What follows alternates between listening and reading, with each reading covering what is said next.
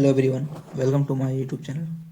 आज हम लोग क्लास 9 गुरुत्वाकर्षण है ना, ये सारे क्वेश्चन जो भी इम्पोर्टेंट क्वेश्चन है ना, जो भी बोर्ड एग्जाम में आने वाला है हम उसको प्रैक्टिस करेंगे है ना। उनके सबसे अच्छे सॉल्यूशन है ना, आसान सॉल्यूशन है ना, शॉर्टकट भी देखेंगे है ना, जो जल्दी कर सकेंगे बोर्ड एग्जाम में है ना, क्योंकि उस समय कम होता है। चलिए शुरू करते हैं है ना। शुरू करने से पहले आप लोग चैनल को सब्सक्राइब कर लीजिएगा है ना, और लाइक भी कर दीजिएगा। चलिए शुरू करते हैं। फर्स्ट क्वेश्चन, पृथ्वी के गुरुत्वीय त्वरण का मान है, यानी पृथ्वी का जो गुरुत्वीय त्वरण है यानी स्मॉल जी का मान कितना होता है ना। आप सभी लोग पढ़े होंगे 9.8 मीटर पर सेकेंड स्क्वायर होता है ना, जो गुरुत्वीय त्वरण है ना, इसको हम लोग स्मॉल जी से डिनोट करते हैं। उसका वैल्यू कितना होता है 9.8 मीटर पर सेकेंड स्क्वायर। तो ऑप्शन बी मेरा सही हो जाएगा है ना, क्योंकि ऑप्शन ए में क्या दे रखा है 98 मीटर पर सेकेंड स्क्वायर, जो कि मेरा गलत है, 9.8 होता है ना। Option B is the correct है ना। चलिए क्वेश्चन नंबर 2 को देखते हैं। चंद्रमा की सतह पर किसी वस्तु का भार है, चंद्रमा की सतह पर किसी वस्तु का भार पृथ्वी की सतह पर उसके भार का कितना गुना होगा है ना। यानी बोल रखा है कि अगर पृथ्वी की सतह पर उसका भार 6 केजी है, तो अगर यही 6 केजी का भार है ना, भार केजी नहीं हो सकता, न्यूटन होगा है ना, सॉरी, क्योंकि जो भी भार हम लोग नापते हैं न्यूटन में नापते हैं ना। अगर किसी भी व्यक्ति का भार धरती पर 6 न्यूटन का होगा, अगर यही व्यक्ति को अगर हम लोग है ना चंद्रमा पर लेते हैं, कहाँ पे, चंद्रमा पर, तो इसका भार कितना होगा है ना, कितना गुना रह जाएगा। तो सभी को पढ़े होंगे कि ये जो भार है ये किस पर डिपेंड करता है, ये किस पर निर्भर करता है, गुरुत्वीय त्वरण पर है ना। तो एक जो चीज़ पढ़े होंगे कि जो गुरुत्वीय त्वरण है ना पृथ्वी की सतह पर, इसकी तुलना में चंद्रमा की सतह पर 6 गुना कम है ना, 6 गुना कम है, किसकी तुलना में, पृथ्वी की तुलना में है ना। यानी कि यहाँ पे अगर जितना भी जी होगा है ना, यहाँ पे जो भी जी देखा है 9.8, तो इसका 6 गुना ही कहाँ पे होगा, पृथ्वी चंद्रमा पर होगा। तो यानी जितना भी भार होगा यहाँ पे पृथ्वी पर है ना, उसका 6 गुना कम होगा वहाँ पे, यानी 1.6 गुना होगा वहाँ पे है ना। यानी कि अगर यहाँ पे 6 न्यूटन का है तो वहाँ पे कितना न्यूटन का रह जाएगा, 1.6 गुना रहेगा है ना। तो 6 कट जाएगा, कितना न्यूटन का रह जाएगा, 1 न्यूटन का रह जाएगा है ना, यानी 6 गुना कम हो जाएगा। 6 गुना बढ़ेगा नहीं, 6 गुना कम, जिसको हम लोग 1/6 गुना भी कह सकते हैं है ना। तो 6 गुना बढ़ेगा नहीं, 1.6 गुना हो जाएगा। ऑप्शन बी मेरा सही आंसर है ना। चलिए क्वेश्चन नंबर 2 को देखते हैं है ना। क्वेश्चन नंबर 2 क्या बोल रहा है, पृथ्वी का द्रव्यमान कितना है, पृथ्वी का द्रव्यमान, पृथ्वी का मास कितना है ना, यानी भार कितना है, यानी कि कितना वजन है उसका है ना। तो उसका जो वजन होता है एक्चुअल में है ना 5.97 इंटू 10⁻24 kg है ना, जो कि यहाँ पे दिया नहीं है, बट ये किसके नियरेस्ट में है, 6 है ना, 6 गुना 10⁻24 kg है ना, जो कि ऑप्शन नंबर मेरा 3 सही होगा है ना। तो ऑप्शन नंबर 3 मेरा क्या हो जाएगा, सही आंसर है ना। आगे बढ़ते हैं क्वेश्चन नंबर 4। क्वेश्चन नंबर 4 क्या बोल रहा है, पृथ्वी के केंद्र पर 20 kg बालक का भार क्या होगा है ना। 20 kg का भार, भार बराबर क्या होता है, मास है ना, गुरुत्वीय त्वरण जी है ना, मास यानी द्रव्यमान, गुरुजी मतलब गुरुत्वीय त्वरण। तो मास कितना दे रखा है 20 kg है ना, और गुरुत्वीय त्वरण कहाँ का, पृथ्वी के केंद्र का। तो पृथ्वी के केंद्र का गुरुत्वीय त्वरण कितना होता है, 0 होता है। तो भार भी कितना आ जाएगा, 0 गुना करने के बाद, यानी कि क्या होगा, शून्य होगा, क्या हो जाएगा, शून्य हो जाएगा। ऑप्शन 2 मेरा सही हो जाएगा, है ना। चलिए क्वेश्चन नंबर 5 को देखते हैं। दाब राशि, दाब कैसा राशि है, यानी खाली समय भरना है कि दाब कैसा राशि। दाब एक अदिश राशि है। कैसा राशि है? अदिश राशि, है ना। चलिए देखते हैं आगे क्वेश्चन नंबर 6 को। सार्वत्रिक गुरुत्वाकर्षण, है ना, गुरुत्वाकर्षण स्थिरांक जी का मान क्या है, यानी जो स्मॉल जी का मान कितना होता है, सभी को ने भी देखा है ना, 9.8 मीटर पर सेकंड स्क्वायर होता है। यहाँ पूछा कैपिटल जी का, है ना, कैपिटल जी क्या होता है? स्थिरांक, है ना, सार्वत्रिक गुरुत्वाकर्षण स्थिरांक होता है ना। इसका मान जो होता है कितना होता है? 6.67 इंटू 10⁻⁻11, है ना, न्यूटन मीटर स्क्वायर पर केजी स्क्वायर, है ना। तो इसका दूसरा फॉर्म में इसको लिख सकते हैं 6.67 इंटू 10⁻11 न्यूटन मीटर स्क्वायर केजी -2 का स्क्वायर, है ना। क्योंकि अगर बटा हटा देंगे तो क्या हो जाएगा? पावर ऊपर में जाएगा तो माइनस में हो जाएगा। तो इस तरह से लिखा होगा, तो इस तरह से लिखा होगा। चेक करते हैं हम लोग ऑप्शन किस में है। ऑप्शन ए में 6.6 इंटू 10⁻11 न्यूटन मीटर पर केजी स्क्वायर, जो कि मेरा सही है। ऑप्शन फर्स्ट मेरा करेक्ट हो जाएगा। चलिए क्वेश्चन नंबर 7 को देखते हैं। पृथ्वी के गुरुत्वीय त्वरण का मात्रक क्या है? गुरुत्वीय त्वरण क्या है? त्वरण। तो त्वरण का जो भी मात्रक होगा इसका भी वही मात्रक होगा। तो ऑप्शन बी मेरा क्या है? मीटर पर सेकंड स्क्वायर। ऑप्शन बी मेरा सही हो जाएगा। आगे चलिए क्वेश्चन नंबर 8, है ना। क्वेश्चन नंबर 8 क्या बोल रहा है? पृथ्वी सूर्य के चारों ओर चक्कर लगाती है किस बल के कारण, है ना। यानी पृथ्वी जो सूर्य के चारों ओर चक्कर लगाती है ना, चारों ओर चक्कर लगाती है पृथ्वी, किस बल के कारण लगाती है? तो ये किस बल के कारण लगाती है? गुरुत्वाकर्षण बल के कारण, है ना।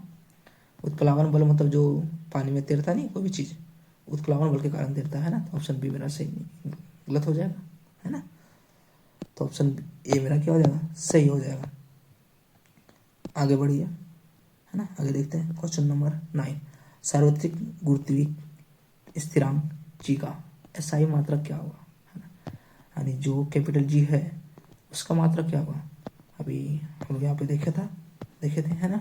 उसका मात्रक क्या था? न्यूटन मीटर स्क्वायर पर केजी स्क्वायर, है ना। तो कहाँ पे? ऑप्शन ए में मीटर स्क्वायर में गलत हो जाएगा, केजी मीटर पर सेकंड, ये तो समय का है ना। C number newton metre square पर केजी स्क्वायर, जो कि मेरा सही है ना जी। आगे बढ़िए, आगे देखते हैं क्वेश्चन नंबर 10। यदि दो वस्तुओं के बीच की दूरी को आधा कर दिया जाए, है ना। यानी अगर दो वस्तु है इसके बीच की दूरी को अगर आधा कर दिया जाए, है ना, यानी पहले जो भी कुछ होगा आर होगा तो उसको हम क्या कर दिए? r/2 कर दिए, है ना, आधा कर दिए।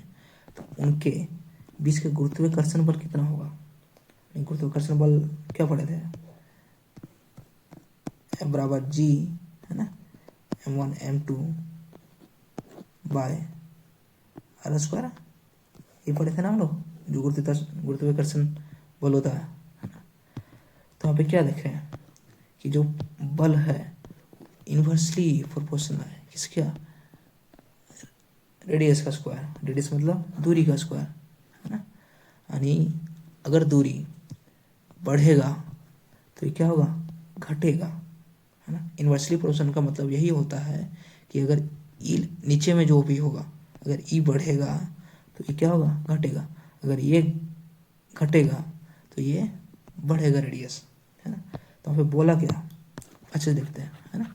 यहाँ बोला है रेडियस क्या आधा हो गया, यानी रेडियस क्या हुआ? आधा, यानी रेडियस घट गया। कितना घटा? आधा हुआ, यानी जो भी कुछ है आधा हो गया। तो ये क्या होगा?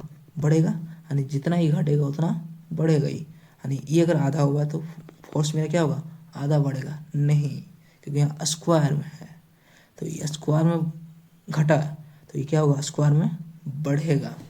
तो स्क्वायर में घटा मतलब r/2 हुआ है, तो स्क्वायर को हटाएंगे तो कितना आएगा, r²/4 हो जाएगा।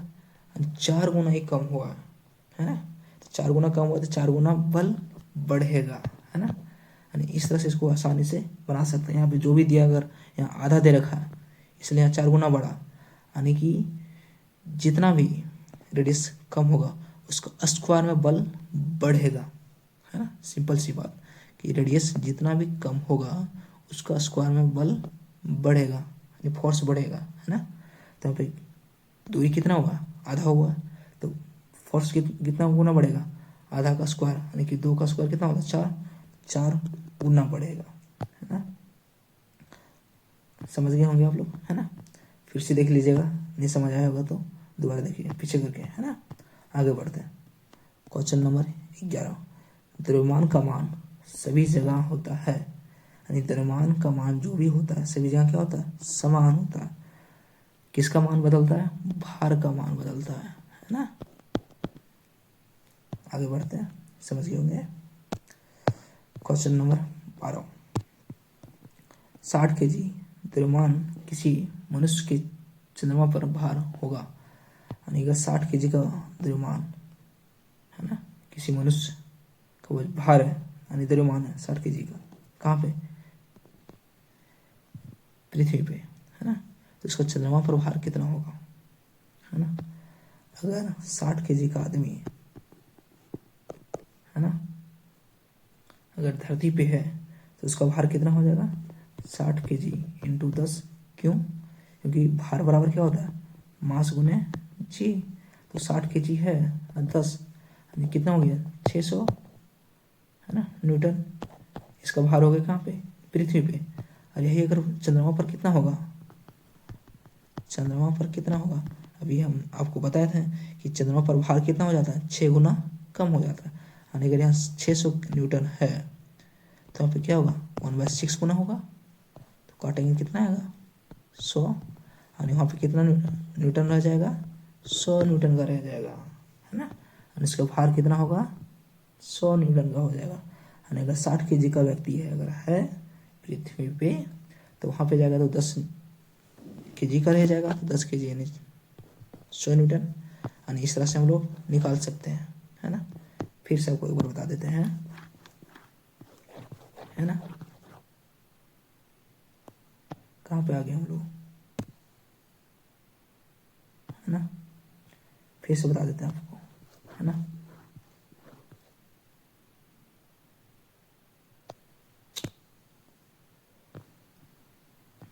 देखिए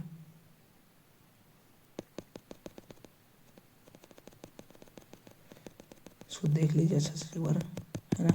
कहना क्या चाह रहे हैं हमसे, है ना, कि अगर 60 kg का व्यक्ति है ना, जो कि धरती पे है ना, तो उसका चंद्रमा पर भार क्या होगा।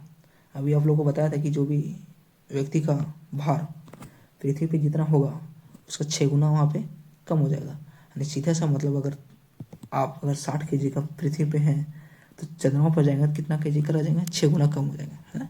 यानी कि 10 kg का हो जाएगा। तो उसी तरह से यहाँ पे भार देख लेते हैं, ये भार होता है, वजन कम नहीं होता, यानी द्रव्यमान कम नहीं होता, भार 6 गुना कम होता है ना। तो इसका भार पहले कैलकुलेट कर लेंगे कि पृथ्वी पर कितना है सो, तो इसका भार 60 kg वजन है, तो इसका भार कितना हो जाएगा, यानी भार बराबर क्या होता है, मास इंटू जी, यानी गुरुत्वीय त्वरण। तो 60 kg गुरुत्वीय त्वरण कितना है, 10 लेने के लिए बोला है ना, जी का मान। तो कितना हो जाएगा, 600 न्यूटन। तो 600 न्यूटन कहाँ पे है, पृथ्वी पे।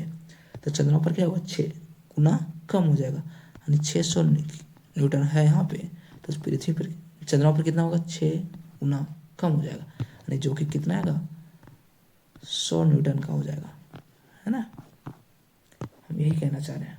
तो ऑप्शन सी मेरा क्या हो जाएगा, सही हो जाएगा। आगे बढ़िए, है ना, खत्म हो गया, सारे इंपॉर्टेंट क्वेश्चन हो गया, है ना। इतना ही क्वेश्चन था, आसान, आप लोगों को समझ आया होगा, है ना, जो कि सरल भाषा में हम समझाने की कोशिश की है ना। चलिए, यहाँ तक देखने के लिए थैंक यू, है ना। अगर वीडियो अच्छा लगा हो तो चैनल को सब्सक्राइब कर दीजिएगा और लाइक भी कर दीजिएगा, है ना। मिलते हैं फिर अगले वीडियो में।